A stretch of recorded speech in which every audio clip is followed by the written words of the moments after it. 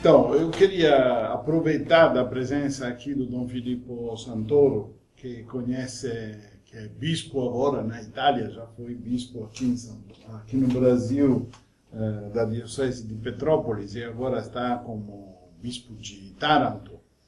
Então, e ele conhece muito bem o Papa Francisco. Conhece muito bem porque participou com ele, inclusive, de todo o trabalho em Aparecida, sobre o documento de Aparecida.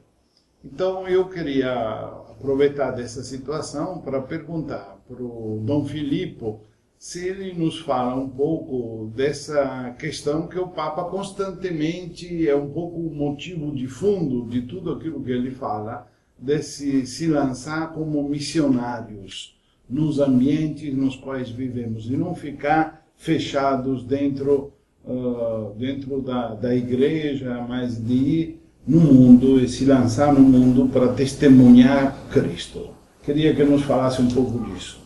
Certo, a atitude principal de Papa Francisco é uma atitude missionária.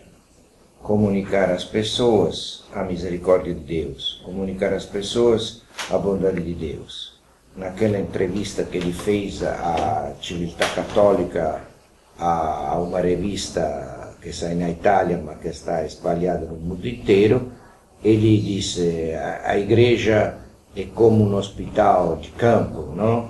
Onde, depois de uma guerra, as pessoas estão feridas, as pessoas são marcadas por tantas contradições, por tantos problemas, tantos sofrimentos, tantas dificuldades.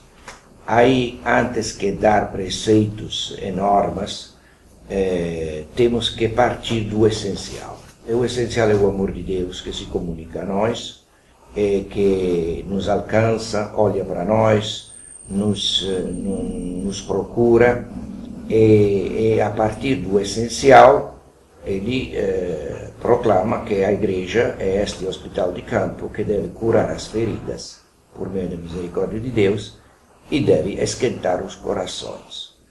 Aí ele, no documento que ele faz, o primeiro totalmente dele, que se chama Exortação Apostólica Evangelii Gaudium, a alegria do Evangelho, ele diz: a igreja deve ser uma igreja em saída. Primeiro, experimentar o essencial, o amor de Deus a nós. E segundo, comunicar o essencial, curar as feridas, esquentar os corações. Comunicar o essencial é um fato que, surpreendentemente, está alcançando as pessoas de todas as categorias. Eu lembro que quando eu vim para a Jornada Mundial da Juventude, eu fui bispo de Petrópolis, estava no Rio, fui fazer gasolina, e o frentista me viu com o colarinho aqui e falou: o senhor é padre? Sim, sou padre. Mas viu que coisa bonita falou o Papa Francisco lá na praia de Copacabana? O que falou? Falou que Deus nunca se cansa de olhar para nós e de perdoar-nos. Somos nós que nos cansamos de pedir perdão, de acolher o perdão dele.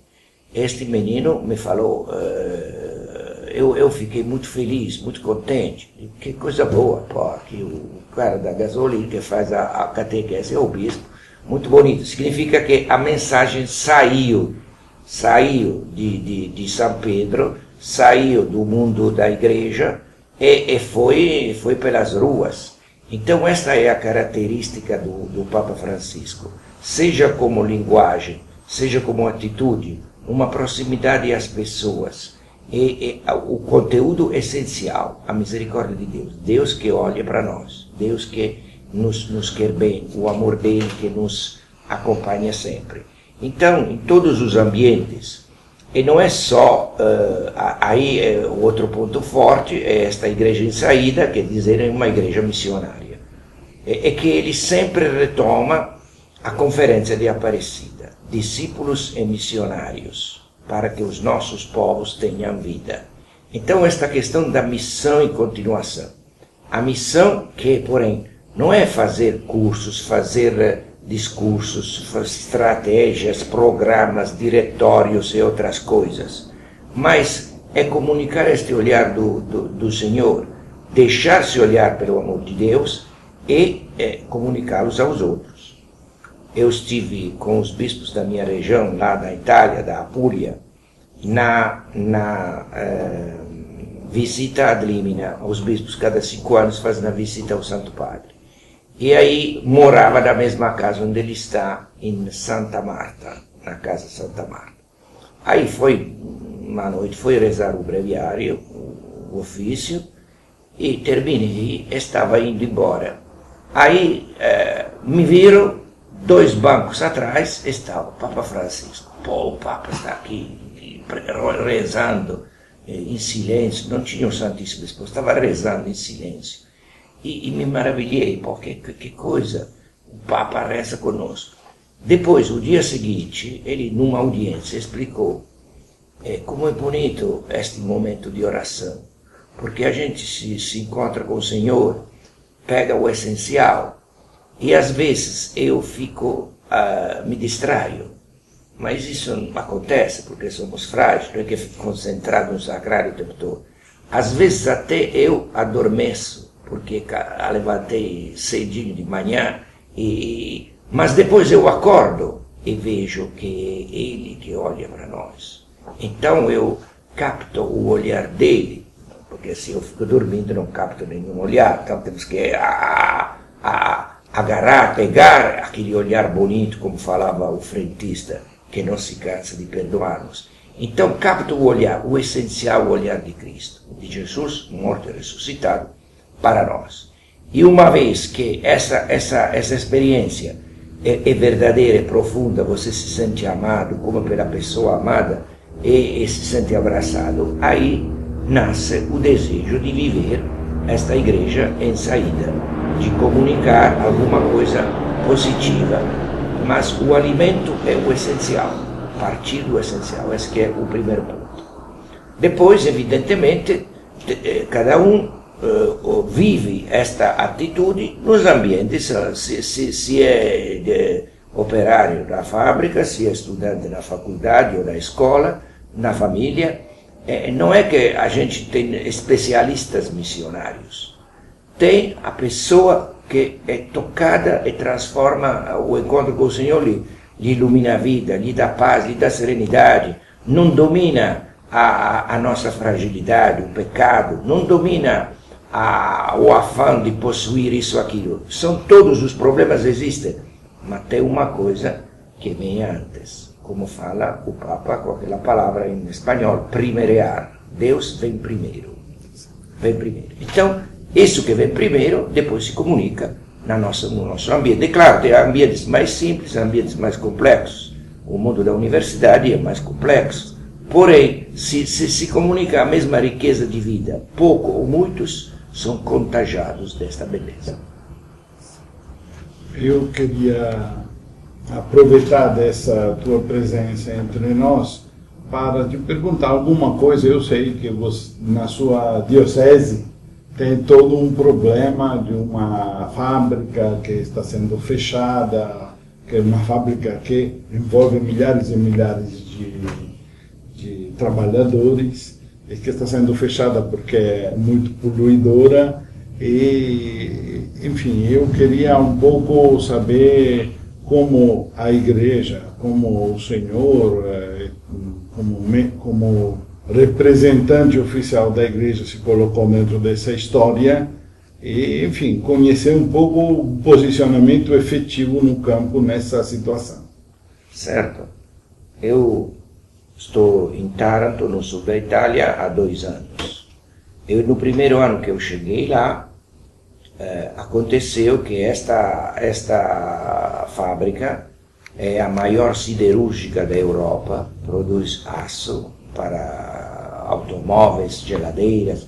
Da linha na Itália, o PIL nacional produz os 1% do PIL nacional somente esta fábrica. E tem 20 mil operários. Aí tem 40 anos, antes era estatal, depois foi privatizada por uma família Riva, e ao longo destes anos foi poluindo o ambiente, pessoas ficaram doentes. Aí o que aconteceu? Aconteceu que a magistratura, o juiz, constatando causas de morte, falou: aqui tem uma média mais elevada que em outros lugares. Então mandou fechar a fábrica. Aí só que mandou primeiro diminuir, sequestrou a fábrica sem parar a produção. Depois a ideia era de fechar mesmo. No entanto, como é que eu me senti provocado? Imediatamente eu fiz eu tinha vindo aqui no Brasil, era 2012, para preparar a Jornada Mundial, soube dos tumultos, os operários bloquearam toda a cidade, então perder o lugar de trabalho nesse tempo de crise é uma calamidade. Aí, logo, disse, enquanto estava aqui, vamos fazer uma fiacolata, como é que se diz? Uma passeada com tochas no meio para a defesa da saúde e para a defesa do trabalho, as duas coisas. E aí foi um momento bonito que participou todo mundo. Depois foi visitar os doentes de câncer que estavam no hospital, feridos, e era uma dor muito grande. Depois, porém, foi visitar também os operários que estavam em greve. Foram em greve num alto forno alto, 60 metros, e não queriam comer, não queriam greve de jejum, etc, etc. E aí eu falei ao meu secretário: eu quero visitar esse daí.